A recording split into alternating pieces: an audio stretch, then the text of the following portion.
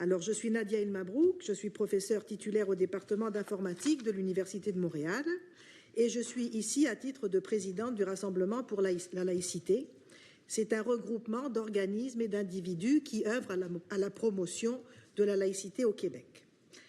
Alors, je suis accompagnée par Fatima Aboubakar, qui est directrice de garderie, et de Marie-Claude Girard, qui est retraitée de la Commission canadienne des droits de la personne.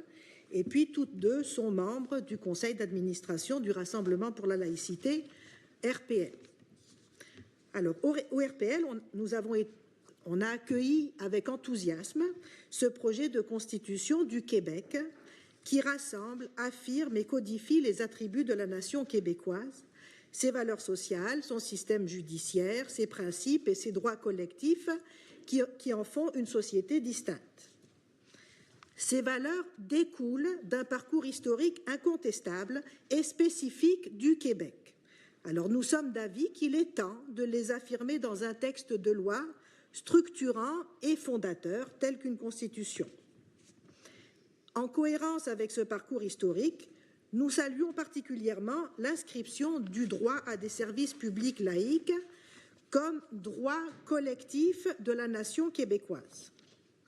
Il faut rappeler que la laïcisation de l'État québécois, depuis la Révolution tranquille, s'est faite par rupture avec un pouvoir religieux, mais aussi avec une morale et des codes de conduite religieux.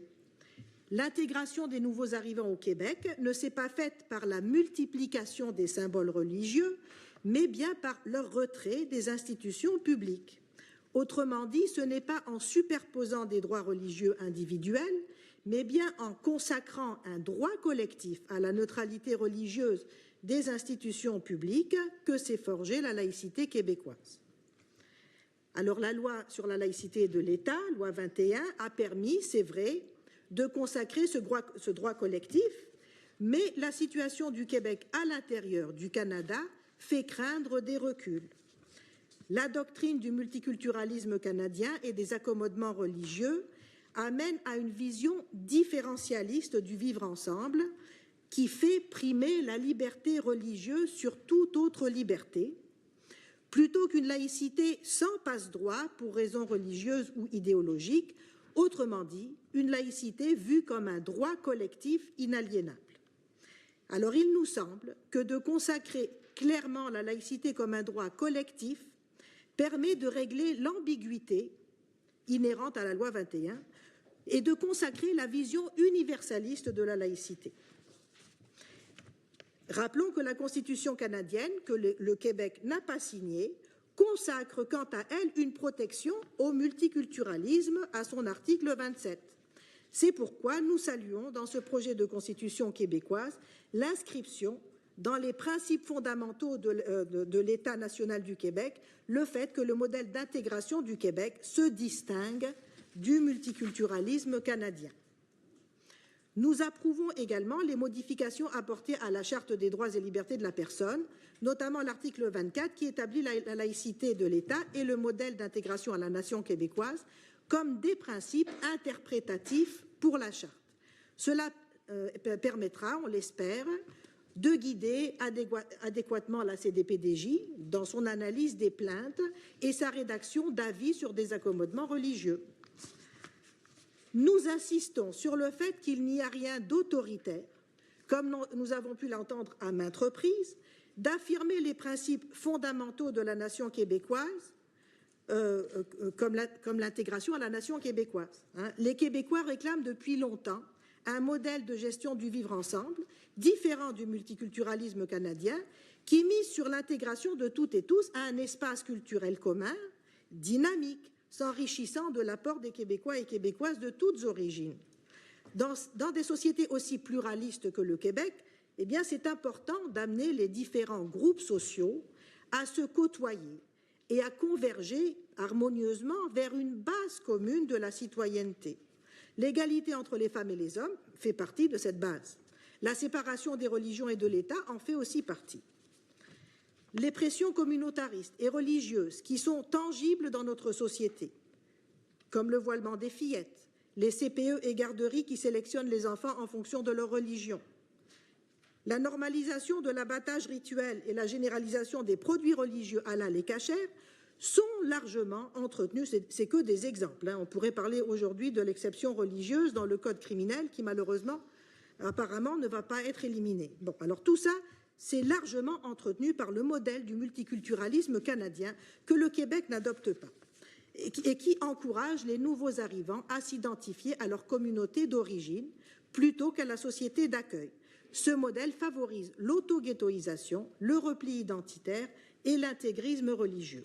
À l'inverse, la laïcité mise sur ce qui est commun à tous, consacre toutes les libertés, y compris les libertés religieuses, pourvu que celles-ci restent des libertés, respecte les lois, ne s'impose pas aux autres et n'isole pas les membres de certaines communautés des autres citoyens. En particulier, nous sommes nombreux à provenir de pays où l'islam est religion d'État, où le liant, c'est la religion. En arrivant au Québec, nous souhaitons bénéficier de la même liberté que tous les autres citoyens au Québec. Et donc, il est du devoir de l'État de garantir cette liberté à toutes et tous en assurant des services publics laïques et en particulier une école laïque. Cela n'a rien d'autoritaire, cela relève de la responsabilité de l'État. Alors nous nous inquiétons cependant que cette Constitution, qui devrait tenir lieu de superloi, puisse être modifiée facilement au même titre qu'une loi ordinaire. Alors nous réclamons donc on réclame un processus plus robuste, tel qu'un référendum populaire, un appui des 2/3 de l'Assemblée nationale ou autre, pour en assurer la stabilité. Nous recommandons également de revoir le libellé des articles qui consacrent les droits collectifs et les principes fondamentaux du Québec pour en faire des obligations positives de l'État. Par exemple, le législateur pourrait ajouter « et s'engage à fournir à tous ses citoyens des services laïques » à l'article 22 qui stipule que l'État est laïque. L'État serait ainsi tenu de mettre en place les moyens nécessaires pour y parvenir. L'action « et promeut » pourrait également être ajoutée aux articles 19, 28 et 30. Par exemple, l'article 19 pourrait se lire « L'État protège et promeut les caractéristiques fondamentales du Québec ». Transformer ces articles en droit positif ferait non seulement en sorte que l'État contribue à défendre et à promouvoir ces valeurs fondamentales du Québec, mais le contraindrait aussi à se doter d'outils permettant d'assurer activement ses obligations en matière de laïcité, d'intégration nationale et de droit à l'égalité des femmes.